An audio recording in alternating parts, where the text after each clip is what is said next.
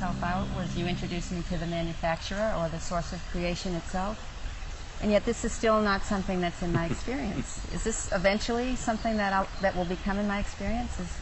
Is the source of creation something I'll actually be able to know for myself? Right now you're mostly, not totally, but mostly enjoying only the effects of being introduced to the source of creation. If you have to know it totally, what is it that's limiting us? Let's understand this. See, right now this water, you don't experience this water as yourself. But over 70% of your body is actually water. So, in your life, the most important water body is your own body. So, this water that is within you right now was outside somewhere. Right now it's inside of you, so you experience it as myself, isn't it? So what is it that you call as myself right now is anything which is within the boundaries of your sensation, you call it myself. Now if you touch the water, that's not you, but if you drink it, it becomes you. So all that's happened is the water entered the boundaries of your sensation. So whatever is within the boundaries of your sensation is you. What is outside of your boundaries of your sensation is not you. This is your experience of life. This could have happened to you many times, it could have happened to everybody at some point in their life. When you're extremely happy, have you ever been so happy that tears came to you? If you've been happy or ecstatic in some way, if you just place your hands about 6 to 8 inches above your body, over your body, you will feel sensations right here as if the body is extended itself. Whenever your life energies become exuberant, you will see the sensory body expands. If you have not had such wonderful experiences, then I have to do something horrible to you. This much I've experienced. If I cut your leg, even if your physical leg goes away, still the sensory leg will be intact, it's a medical fact today. Still the pain and sensations will still be there, even after the physical leg is gone. So the sensory body has an existence of its own, beyond the physical body. So the whole science of yoga is just about this. The word yoga means everything has become one. Yoga means everything has become one in your experience. How can everything become one in your experience? Modern science proves to you that the whole existence is one energy, but you don't experience it that way. Religions of the world have been screaming for a long time that God is everywhere. You don't experience it that way. So when we say yoga, that means we are not willing to settle down for scientific deductions or religious beliefs. Deductions and belief systems are not good enough for you, you want to know it. That is the problem of a seeker, he wants to know it. If you make your life energies phenomenally exuberant, you will see this sensory body can become as large as the existence itself. You will experience the whole existence as a part of yourself. That is when we say you are in yoga. Yoga does not mean standing on your head, holding your breath or twisting yourself out, no. Yoga simply means use whatever method you want to use. There's every kind of yoga. There is no activity in the world, there is no activity that human beings can perform which is not yoga. If it is done with the right sense, it will become your yoga. Because anything that leads to inclusiveness, anything that leads to help you to experience life in a larger way than the way it is, which is a longing of every human being. So if you want to have a larger slice of life, the best way is to include everything as a part of yourself. If you have for a moment included something as a part of yourself, it has always been a big experience. For most people, love is the biggest experience they have in their life because it's a moment of inclusion. On the level of their emotion, they include it. That's what made them feel that it's such a profound experience for them. It could have happened in so many different ways. If it finds a pure, basic physical expression, then we call that sexuality. If it finds an emotional expression, we call this love, this longing to include.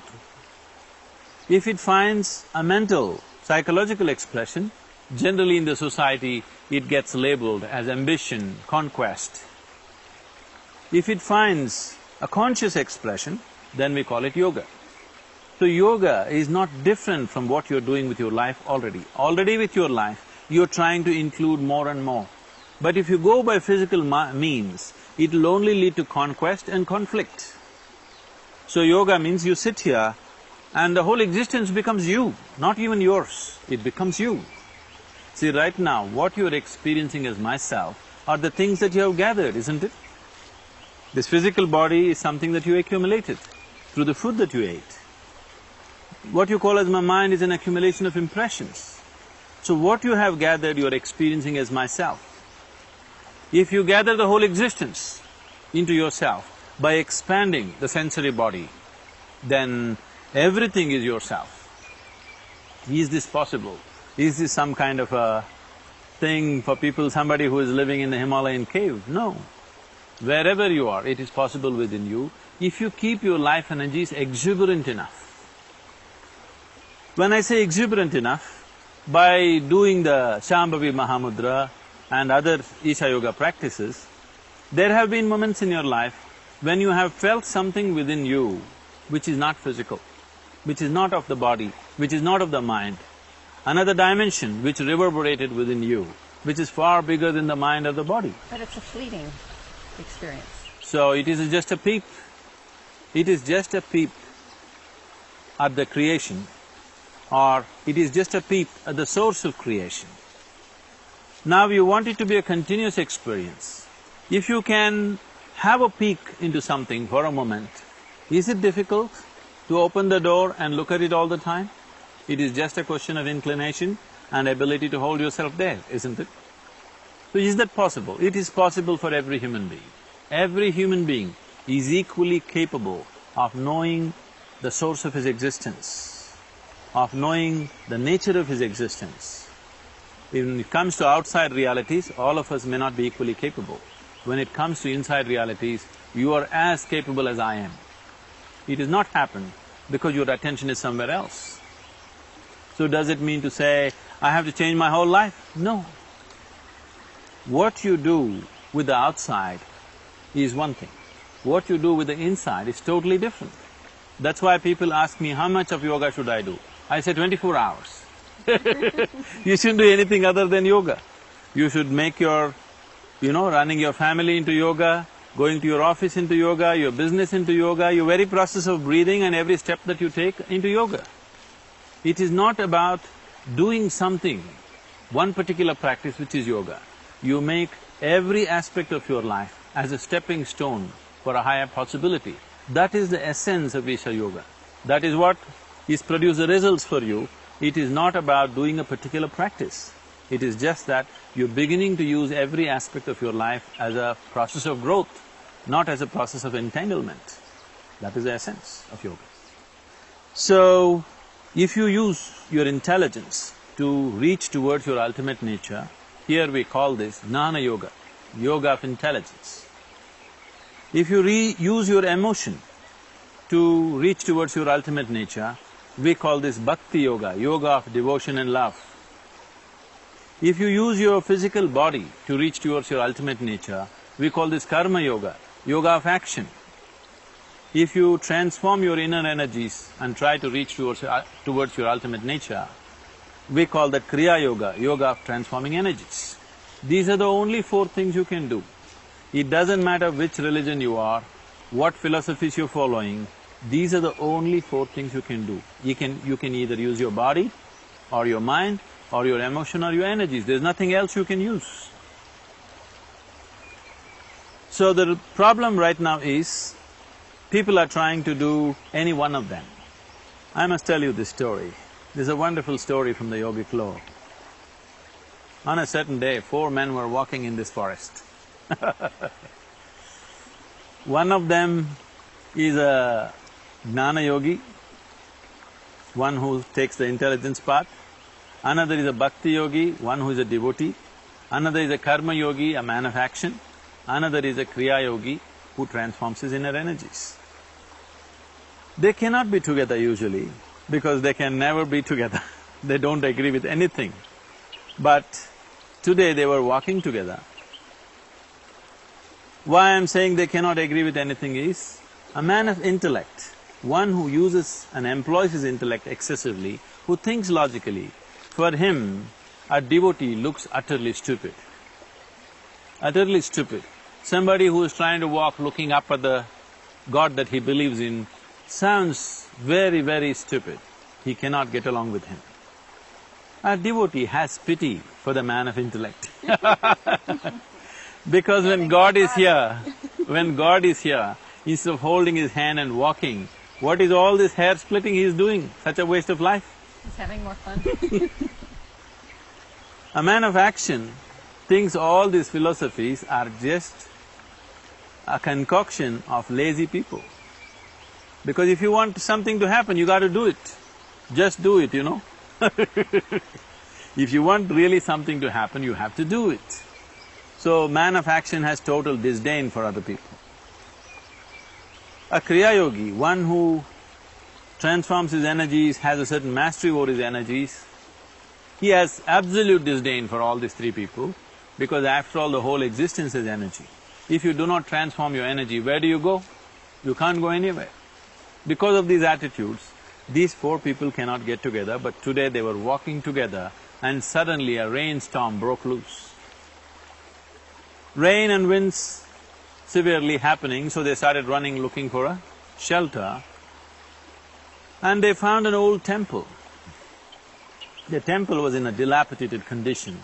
All the walls had collapsed, only 4 columns were standing and a roof and a deity in the center. So these people ran into the temple, not in love for God, just escaping the storm. So they ran in, then the rain started lashing from every direction and there was no place to stand there, so they got closer and closer.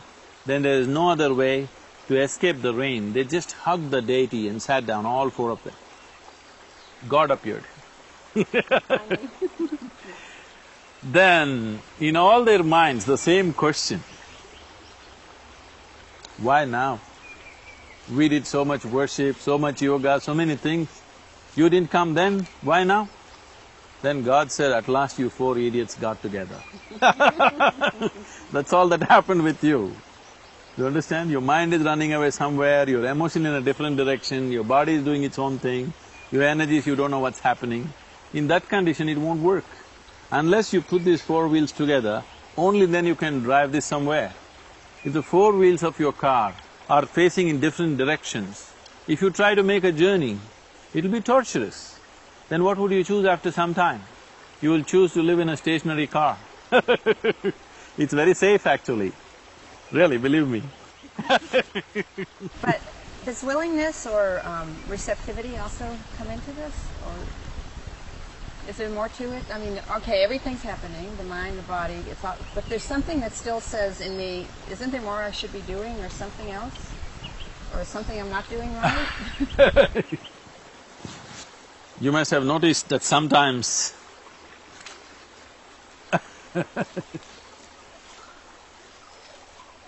with some people I'm very gentle, with some very rough. Sometimes the point has to be made, people don't get it that simply. They're so wrapped up in their own conditioning of the mind. Whatever you say, whatever you do, they keep going back to their old patterns, because the old patterns have such a power on their life. The very way they think, feel, understand and act and perceive life is determined by their old impressions. If you have to break that, sometimes you need a more forceful approach. It's gently forceful. Sadhguru, how do likes and dislikes fit into this, and comfort? Are you comfortable on the rock? I am. So it's not that yogis don't like comfort, they're extremely comfortable. They're absolutely comfortable. I'm absolutely comfortable within myself. So where I am, in what kind of physical situations I am, is not an issue for me. So this seeking of outside comfort, it doesn't matter what type of sofa you sit on, you can still be uncomfortable, isn't it? And it's ecologically expensive, terribly expensive. Human beings trying to be comfortable, they're just burning up the whole planet. If people were comfortable where they are, they would have only done what is needed. They wouldn't have done life in excess, isn't it? It's a comfort zone also that seems like it kicked out, you know, like just the box was See, small. these are all terms coined by people who are never comfortable. They have formed a small niche or a cocoon of their own which they think they're comfortable in. I'm saying, if you're not comfortable in this universe, you don't have much place to stay, isn't it? Very limited. I'm asking this planet, right now your very body is a piece of this planet. Why are you not comfortable on this planet? You have to be in a particular room to be comfortable, you have to be in a particular space. That is a terrible limitation, isn't it? Nature has put sufficient limitations upon human beings. You don't have to invent new limitations. The moment you get trapped in, I like this, I don't like this, you're just dividing the world. The moment you fragment the world, your ability to experience it is gone. The moment I say, this rock is good, this rock is not good, my ability to experience what I think is not good is finished, isn't it? And my ability to experience what I think is good is also finished. See, if I think you are a good person, I will not see you the way you are, I will see you the way I like it. If I think you're a bad person, immediately I start seeing things which don't exist. If you think something is good, you lose contact with reality. If you think something is bad, you lose contact with reality. If you like something, you lose touch with reality. If you dislike something, you lose touch with reality. Only if you see everything the way it is, you're in touch with reality. And reality is the only doorway to the beyond. If you want to go somewhere, you can only start from where you are right now, isn't it? This has been a shift since I've been here for me. I'll catch myself putting these labels on, I don't like this, I like this. And there's also something there now that says, why are you labeling? It's fine. And it's a different experience than it was. I'm not talking about being judgmental or non-judgmental, not those kind of things. All I'm saying is, the very basis of the trap for a human being is likes and dislikes. You like this, you don't like that, you're shutting off a huge part of the world for yourself. And then you wonder why you feel trapped. You have to feel trapped because you set up the trap. This is a self-made trap. Because the trap is an inside job, you need a little bit of outside help.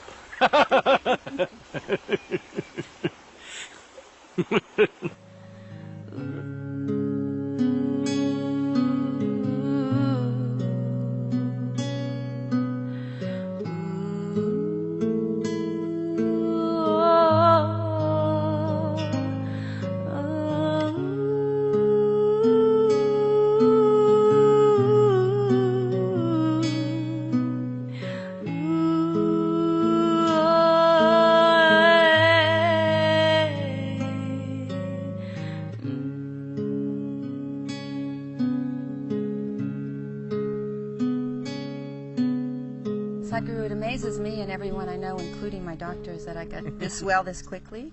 In fact, every 6 months they're having me take these tests to see if this is really going to last.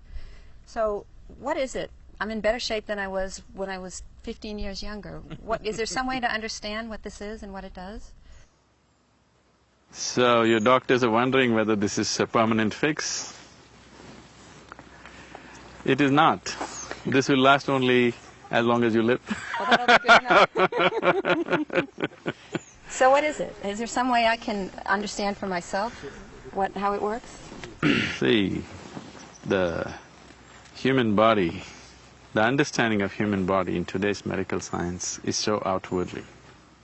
Nobody can cause health from outside, nor can you cause joy from outside, nor can you cause peace from outside. You may have external stimulants, but essentially it is happening from within.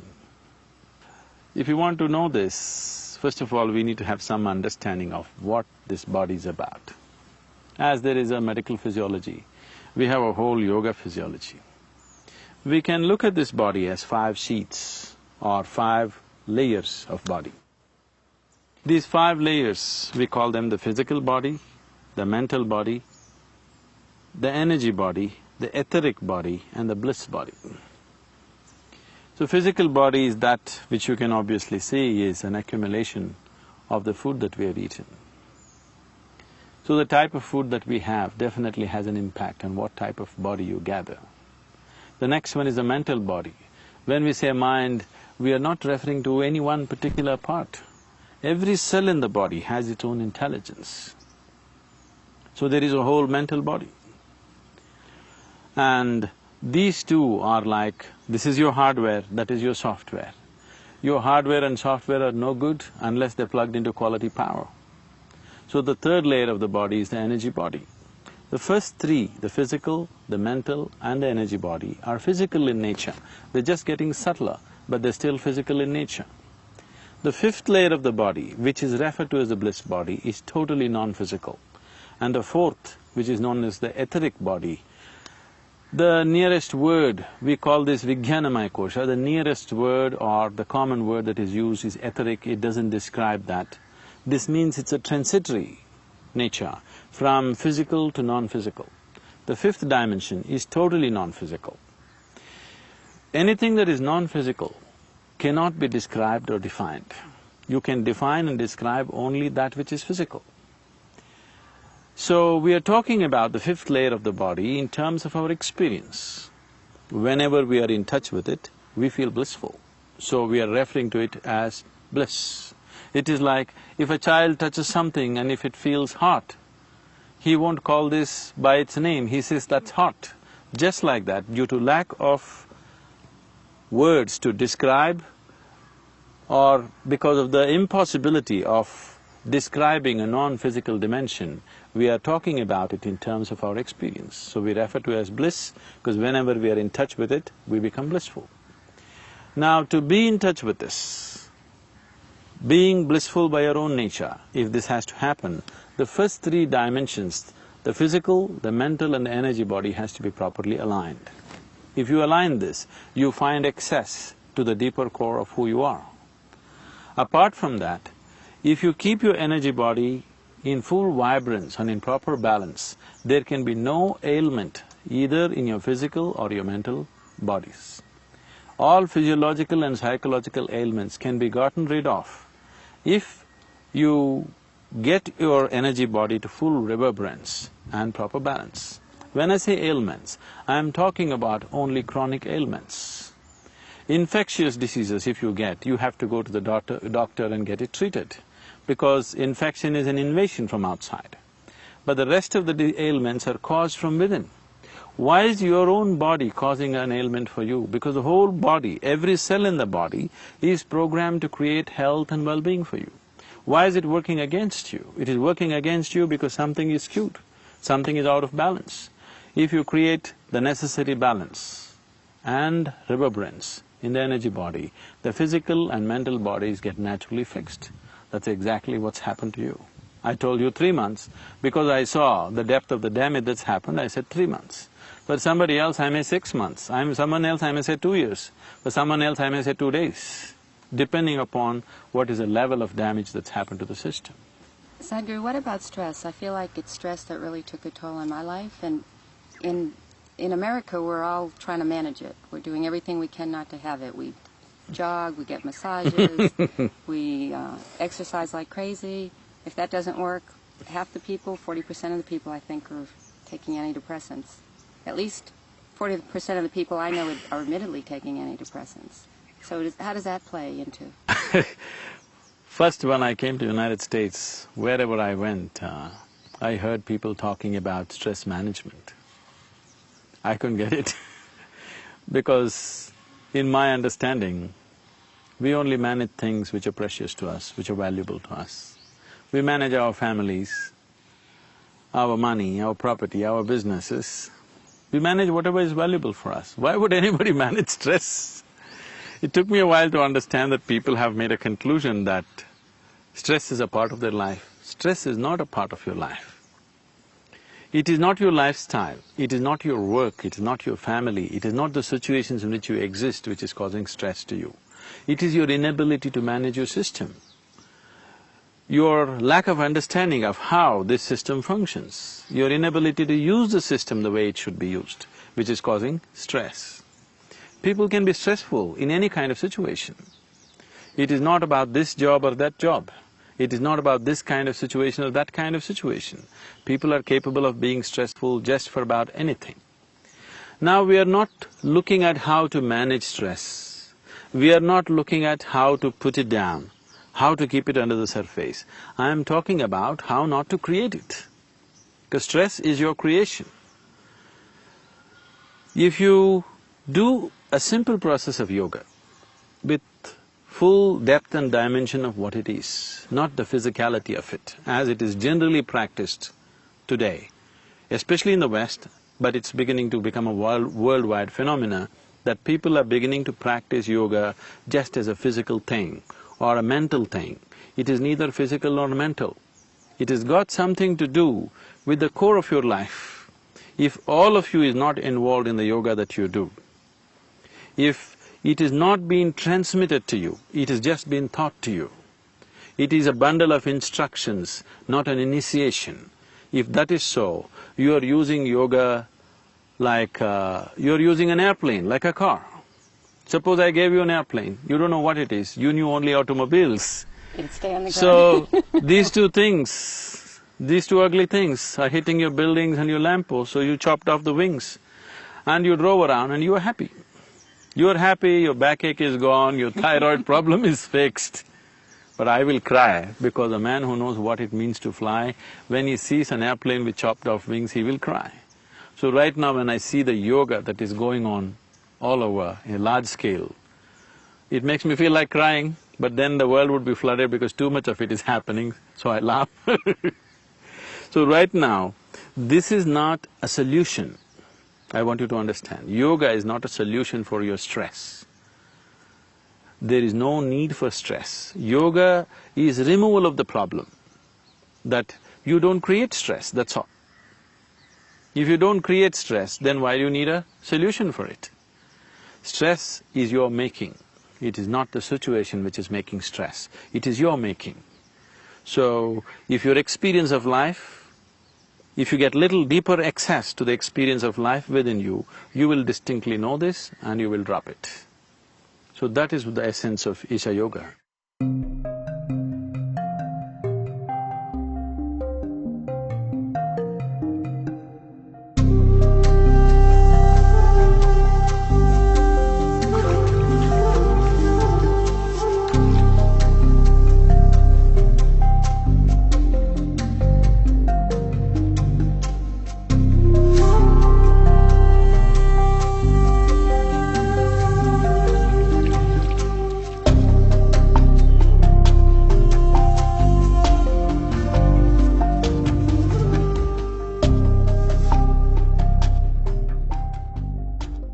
Sadhguru, a lot of the spiritual traditions talk about the moment of death as the most significant moment of your life. Is there something to that? Is that really true?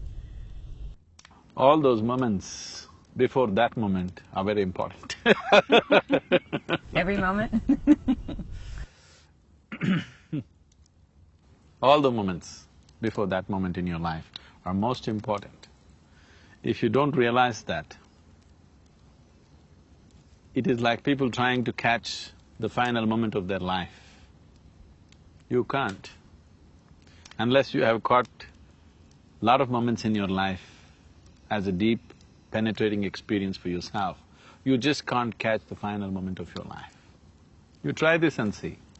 Tonight, when you go to bed and you want to sleep, just see if you can maintain an awareness of the final moment of transition from wakefulness to sleep.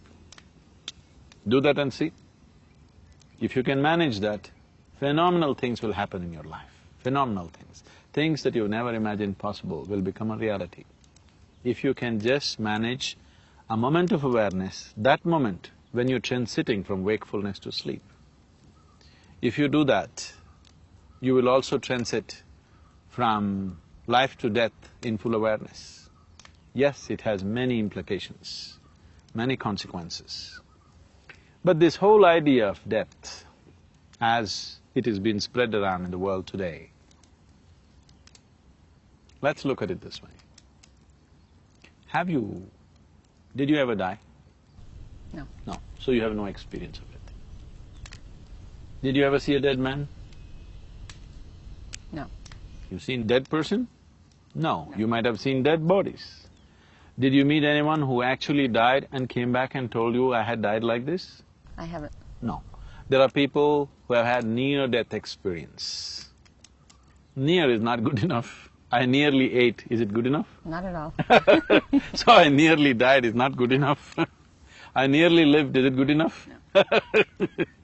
So, you haven't experienced it, you haven't seen it, nor have you had a first-hand information from anybody.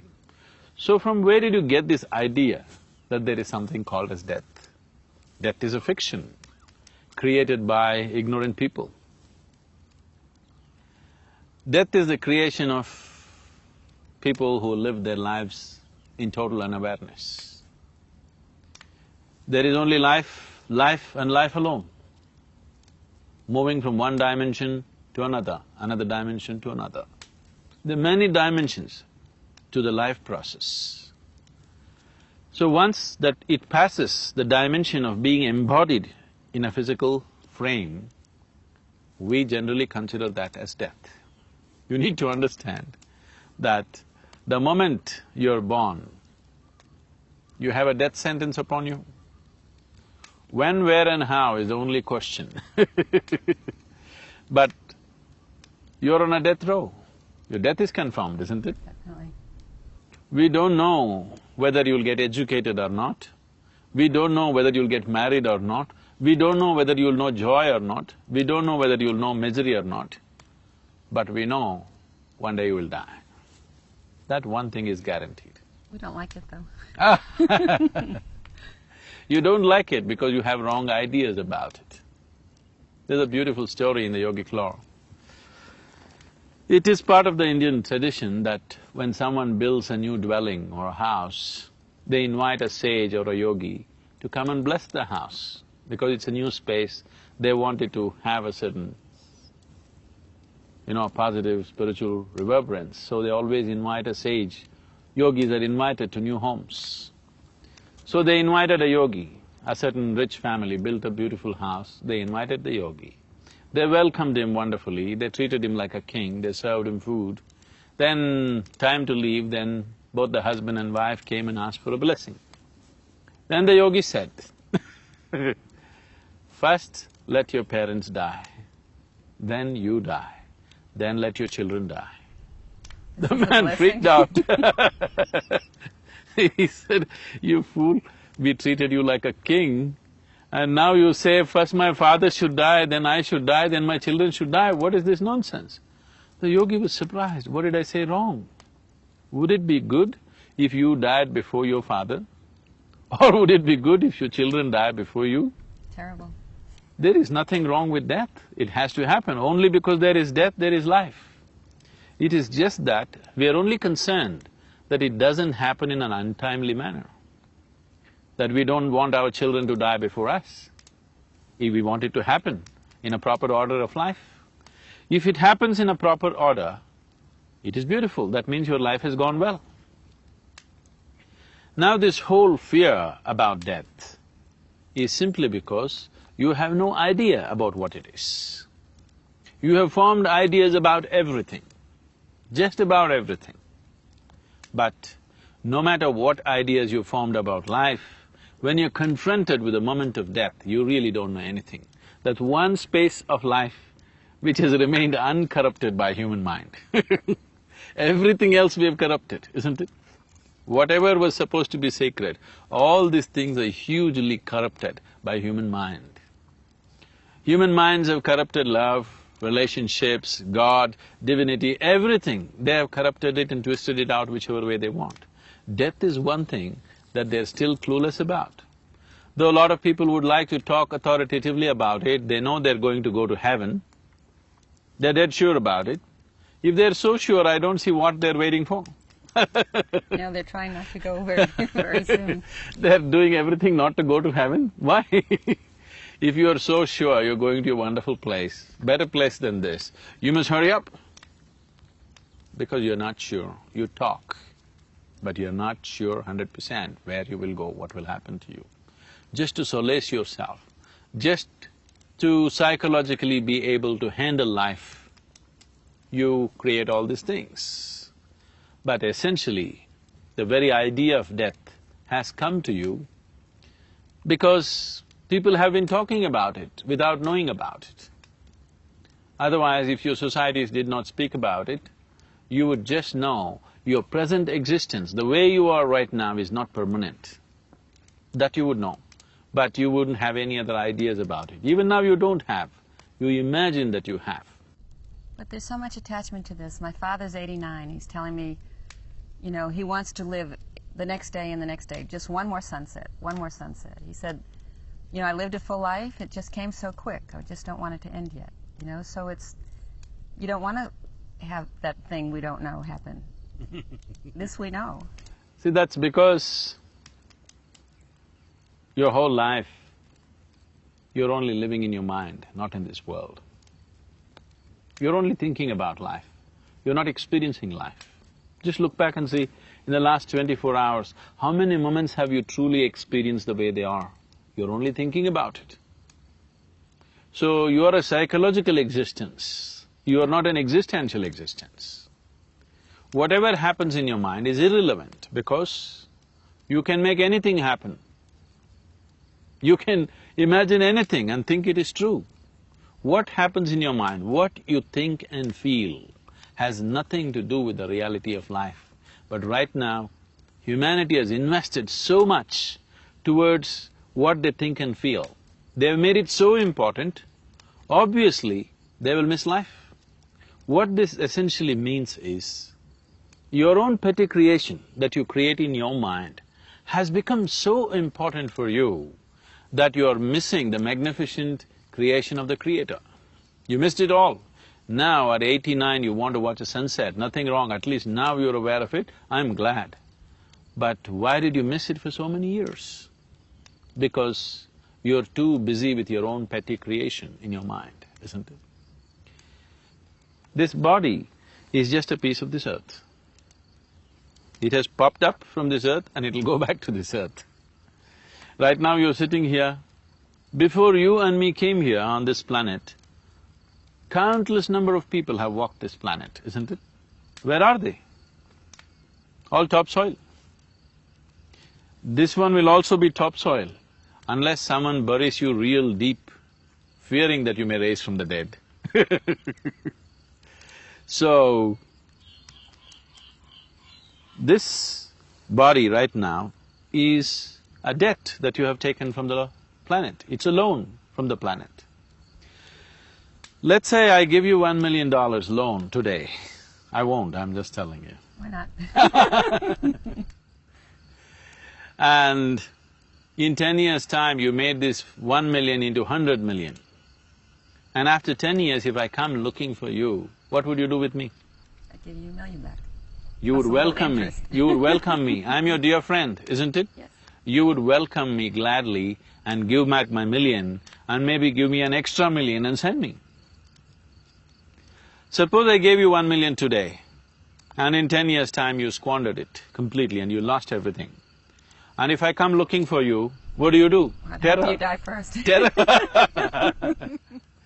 When a debtor comes, it's worse than death for most people, isn't it? Yes. So this is just the same. This is a loan from the planet. If you have done something truly wonderful out of it, when the moment to pay back the loan comes, you would give it back joyfully. If you have done something truly significant and wonderful things out of it. Otherwise, when the moment to pay back the loan comes, you will shiver in your pants. So, how you die in many ways indicative of how you have lived within yourself. It's in that context they might have said the significance of the last moment. And the last moment is significant because if you can maintain awareness at that moment, the quality of that moment endures beyond that. You can try this with your sleep. Tonight when you go to sleep, create a very loving atmosphere within yourself. Really be conscious and loving and fall asleep that way with a big smile on your face. you will see that quality will perpetuate through the night. When you wake up in the morning, you will see that quality radiating out of you. So, Eastern cultures have always made this happen, that you must sleep in a particular way, you must wake up in a particular way. For all this, they've fixed particular methods as to how to do it. Yoga and spiritual processes have specific ways of how to go to bed, how to wake up in the morning. This is why. Because it will perpetuate through. When that moment of transition is of a certain quality, naturally that quality endures. So when that moment of death is of a certain level of awareness or pleasantness, naturally that pleasantness and awareness will endure. Because when you're here in this embodied form, when you are here with this body and this conscious intellect, you have a discriminatory mind. Right now, whatever is offered to you, you can choose. But once you have left your body and your discriminatory mind, after that you don't have choices, you only move by tendencies. Whatever your tendency is, accordingly you will move. So are you saying we're less conscious when we drop our body? See, there's always been this, harboring this hope that… It is not about being conscious or not conscious. You know something. You have lost your body. discriminatory intellect. Now that there's a discriminatory intellect, if I give you a mud ball and an apple, you can look at this and eat the apple, not the mud ball. But once you don't have a discriminatory intellect, you go according to your tendencies. Even right now, so many people on this planet are causing misery to themselves, not because they want to, they're going by their tendencies, they have become compulsive. Compulsiveness simply means that you're not exercising your discriminatory intellect. You're not aware enough to do that. That is true even now for most people. If people were exercising their discriminatory capabilities, if they were aware enough to do that, would you choose misery or joy? Never. Never choose misery. Always You would never joy. choose misery, isn't it? Nobody would be miserable on the planet then, if they exercise the discriminatory quality of their intellect. So that final moment, if you create a certain tendency of pleasantness, then beyond, what is beyond the body, that transition will be very pleasant. It's based on this. When a person is dying, when a person is near death, generally in almost every culture this awareness is there to some extent, that at that time, that's not the time for anger, that's not the time for, remorse, that's not the time for hatred. All those things you drop and do the best that you can do to create a pleasant atmosphere around him. It once happened, there were two sisters who had a feud between them. And they had not spoken to each other for 35 years. Wow. So, this is Matilda and Lucia. Matilda, at the age of 87, was about to die. She was on her deathbed. Then Lucia came to see her. Matilda looked at her and said, "Okay, I'm going to die. So if I die, all that I hold against you is forgiven. But just in case if I make it, it's all the way… just the way it was." Everything is just the way it was. You better know that. So we waste life and try to make use of death. You cannot do that. If you maintain a certain level of awareness right through your life, the moment of passing also can happen in your awareness. You live a life of unawareness and you expect that moment to be aware. Such things don't happen to people. Sadhguru, is there such a thing as immortality? See, the very idea of life being what it is has come to you only because of the mortal nature of what it is right now. The spiritual process for a human being always begins only when he thinks about death, not when he thinks about God. When he thinks about God, he only thinks of living better, having more things, having a better life, having an easy ride. But the moment he starts contemplating on his mortal nature, that's when he begins to think, what is this all about? It's true for me. What is before this? What is beyond this? So, mortality or mortal nature of life is not a curse, it's a blessing. What we need to understand is, what you call as my body is something that you have gathered. What is the big deal about giving it back? You're making it such a big deal because you are so identified with things that you're gathered. You become that. In your experience of life, you've become the things that you have gathered. Because you have become that which you have gathered. This is the essence of ignorance. This is the essence of pain, this is the essence of misery, this is the essence of suffering, that you believe yourself to be something that you are not. This is the essence of chattering mind. People come and ask me again and again, Sadhguru, I try to meditate, my mind is going all over the place. The moment you identify yourself with something that you're not, your mind will not stop for a moment. You do what you want. The only way to stop it is either shoot you in the head or you come to an awareness as to what is you and what is not you. If you come to that, mind will become utterly still. If I sit here for 5 days, I will sit here without a single thought. That may sound dumb to you, but no, because life, the phenomena of life is far bigger than thought. What can you think?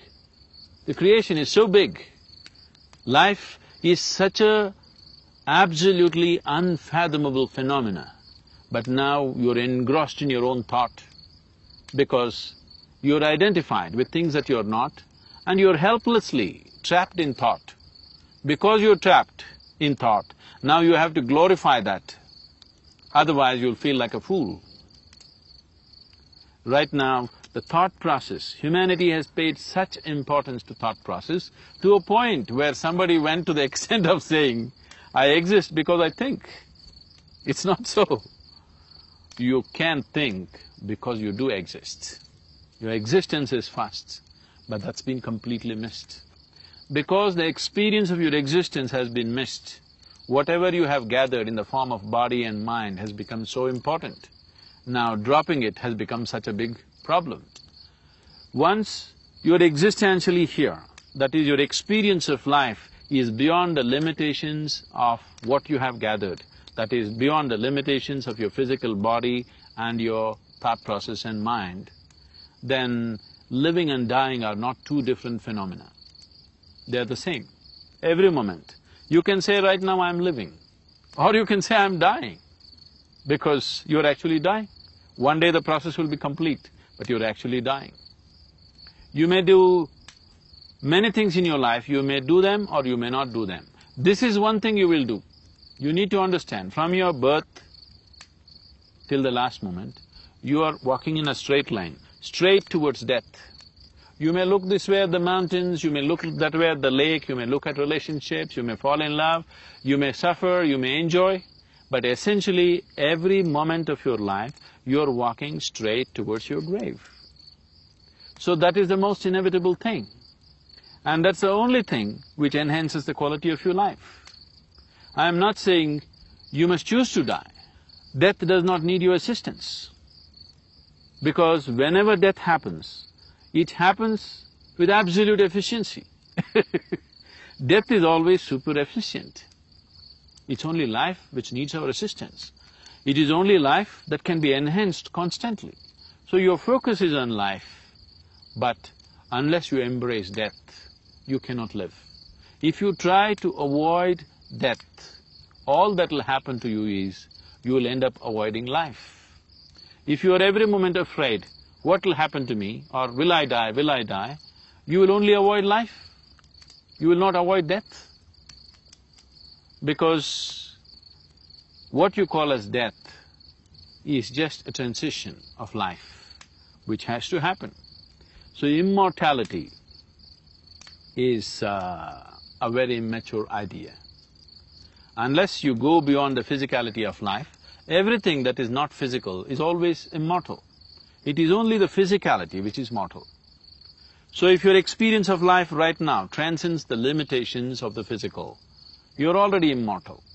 I'm immortal because I don't exist. I'm immortal because I'm not identified with my physical body. I enjoy my body, I use my body, but I'm constantly aware that it is only an accumulation. Any day I have to drop it. So this is immortality. In awareness, you're immortal. Only in unawareness, you are mortal. Sadhguru, there's so many choices that we have about our life. More choices I'm seeing, the more aware I get. Can it also get to a point where we have choices about our death, how we die, or is there any way that we have some kind of choice?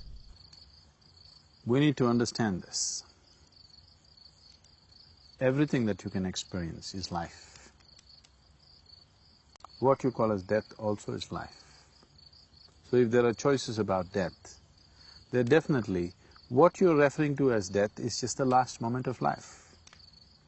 So that final moment when you transcend the limitations of your physical body, that happens only once in your lifetime. Almost everything in your life may happen many times over, but this one thing happens only once in your lifetime. And it's the last thing that you do. The last thing that you do in your life is death. So I want you to understand death as life, not something else. So this is the last act of your life. Is it not important that you choose to make it happen gracefully and wonderfully? Is it not very important? If you are fearful of it, if you're ignorant of the ways of life and you create resistance towards it, naturally you will miss that possibility. Spiritual process. People on the spiritual path choose the time, date and place of their death. The yogi always wants to know the time and date of his death ahead of time. He fixes it many years ahead. He says, on this day, at this time I will leave. And he leaves because he has created the necessary awareness within himself to live consciously. Leaving this body consciously, without damaging this body, like you take off your clothes and walk away, like that you take off your body and walk away. If you can do that, that is the ultimate possibility in your life. Once you have gained this much awareness to know where you as a being and this physical body which you gathered, where it's connected, where is the connection, what is the hold? Once you know this, if your awareness has grown to such a point, then you can disentangle yourself whenever the moment is right for you. So is this suicide? Definitely not. Suicide happens out of frustration, out of anger, out of fear, out of inability to bear with suffering. This is neither suicide nor euthanasia. This is about being so aware that when the life has completed its complete cycle, you know that it has completed that and you walk out of it. You walk out of this. And this is not death either. This is known as samadhi, where a human being has developed sufficient awareness within himself where he can separate himself from the physicality that he has gathered and as to who he is. So in that level of awareness, one can live. If such a level of awareness, if you do not attain, at least you can make that last moment very graceful, pleasant and joyful and blissful for yourself, if you manage certain things. So when we say a spiritual process, we are not just helping people to live well. I also help people to die well. Helping people to die well does not mean we will assist them to die as euthanasia enthusiasts are talking about. Not in that sense. Helping people to die means that moment of passing from physicality to beyond, from being embodied to being disembodied, it is very important, it has to happen in utmost awareness and grace. So we can create that moment for every human being, if that human being is willing to cooperate and willing to pay some attention to himself now. So if one wants to exercise this choice, certain amount of preparation is needed. As I said earlier, if you can manage this, if you can every day practice this, that you move from your wakefulness to sleep in awareness, if you manage that, this last moment of passing from life to death will happen absolutely gracefully for you. There are other methods also. In India, always people choose, traditionally people choose not to die with their loved ones. Because if you die among your family, so many emotions will come. Naturally you'll try to cling to life. You will not allow it to happen gracefully. So people travel to faraway places which are considered spiritually vibrant, and they want to shed their body in that space. This has been traditionally so. Even today, thousands of people still do this. This may be completely unthinkable in the West because they want to die in the comfort of their family. That is not a wise thing. It is truly wise for a person to choose a space which is spiritually conducive, which is vibrant in a certain way, and he lives there with as much grace as possible. If you lived your life with grace, it becomes extremely important that you die with grace. Sadhguru, I really want to leave by my choice. Is this in the realm of possibility for somebody like me who comes here so identified? Is it still? It definitely is for you. Definitely is for you.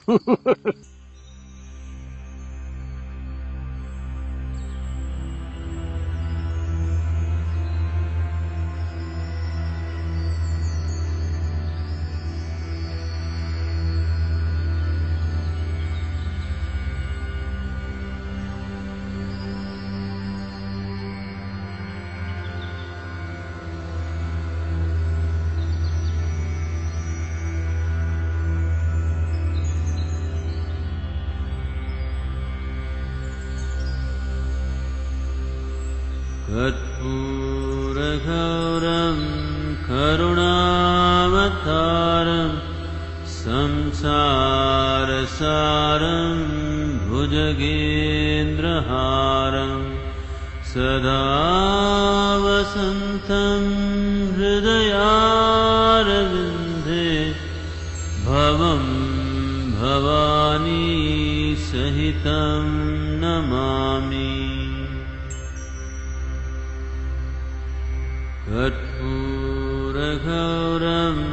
करुणावतारं संसारसारं भुजगेन्द्रहारं सदा वसन्तं हृदयारविन्दे भवं भवानी सहितं नमामि। कर्पूरगौरं करुणावतारं संसारसारं भुजगेन्द्रहारं सदा वसन्तं हृदयारविन्दे भवं भवानी सहितं नमामि। कर्पूरगौरं करुणावतारं संसारसारं भुजगेन्द्रहारं सदा वसन्तं हृदयारविन्दे भवं भवानी सहितं नमामि।